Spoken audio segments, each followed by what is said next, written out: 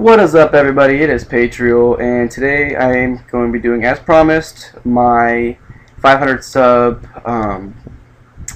render style tutorial. And basically, the style I'll be teaching you is the Decay style. This style is used now. After I started it, is now used by DZ Drink. Does something like this. So does Psych. Eric Quezzy uses this effect on some of his backgrounds. I am the founder of this style, and you can see it on all of them except for the Dare one with Moon.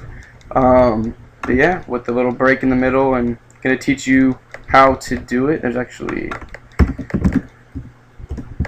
on my new port, this is the new way I've been starting to do it, kind of broken more, or as you can see on this one, there is nothing inside. That's kind of like how Psych and Drink do it, with nothing on the inside.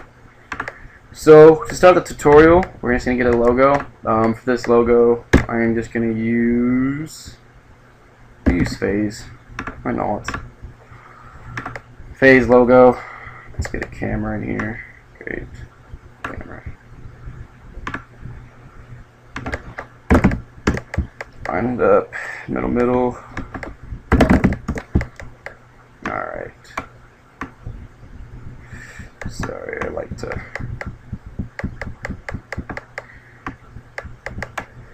There we go. Alright, this logo we're going to put in the middle. Shrink it down, shrink it down, shrink it down. Alright, so now we got our logo. Go ahead and put an extrude NURBS on it. Doesn't matter what size, depending on what style you're really going for. I'm just going to go, well, this is way too big than normally what I would put it on. Let's go about 50, that should be good. Alright. For this I'm just going to use regular materials, I'm not going to use anything special. I'm just going to do like a black and a red so you guys can tell the difference, because it's just a tutorial.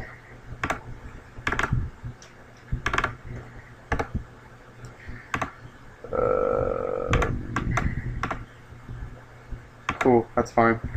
So we're gonna go ahead and put our black material on here. If it was a better, material, put a cubic and seamless. Alright.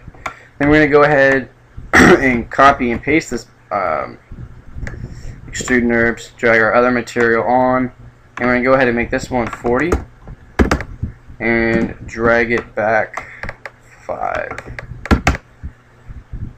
There you go. So it's kind of back in between. I'm going to take this extrude NURBS, use Nitroblast or Throsy. I like Nitroblast better, so I'm going to let them use that. And depending on the effect you want, you can break it a lot of times, a little bit of times. I suggest for maybe the Phase logo, I would probably use about 400, but you can use anywhere from 20 to 1,000 if you wanted to, whatever you want. But for this, I'm actually going to use 350. Remove inside pieces and fraction. So this will break pretty quickly. Alright, and we're going to go ahead and drag in our black material on the inside pieces. And we're going to go ahead and grab a fracture object. Open this up. Go ahead and select children. Control click on dynamic and drag these pieces as a children of fracture. You have your fracture selected. There's multiple ways to do this. I'm going to teach you the way I do it. With it's broken in the middle, I'll teach you a way that some other ways you can do this. And yeah, so you're gonna go ahead and go, while you have your fracture object selected, you're gonna go MoGraph, Effector, and go Plane. While you have plane selected, uncheck position, mark scale, go uniform scale, and go -1. You want to go for your fall off, go to your shape, and go sphere. And as you can see, it is broken like that, right in the middle. You can affect with these things. If you break this more, if you go this all the way up to 100, there'll be more pieces in the middle. If you go all the way to 0, it'll be a straight break all the way around.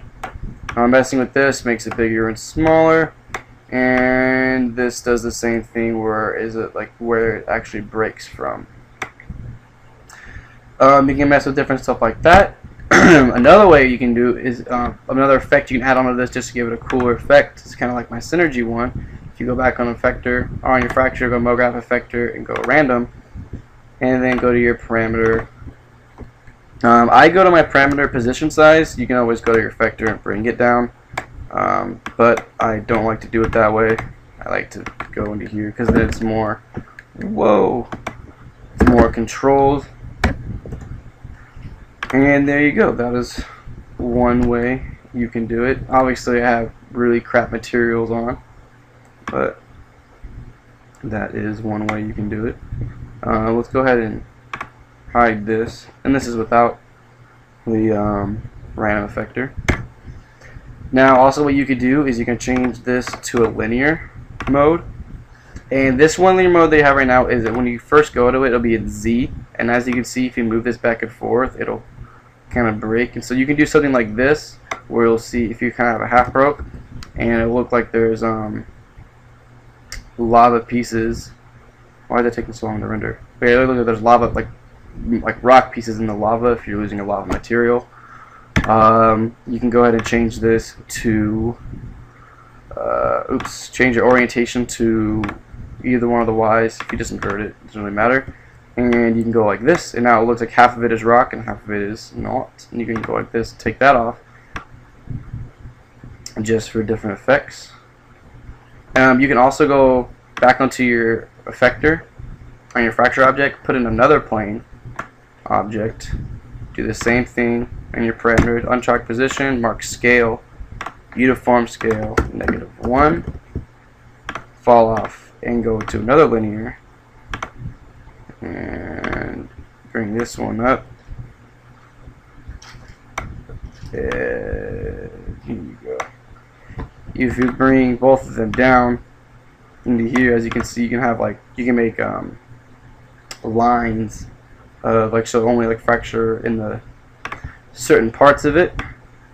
So if you want to just in the middle and you don't want any on the top or the bottom, you can do that. You can take your plane object and you can rotate them. You can do anything to it, so you can have half of it. There's a lot of things you can do with the plane effector. It's just doing them, figuring it out what you want, seeing what you like, making your own style, being original. That's what matters. So yeah, hope you guys all enjoyed this little tutorial. Please leave a like, comment, and subscribe. It really does mean a lot, and I'll be having more tutorials here in the future. Thanks.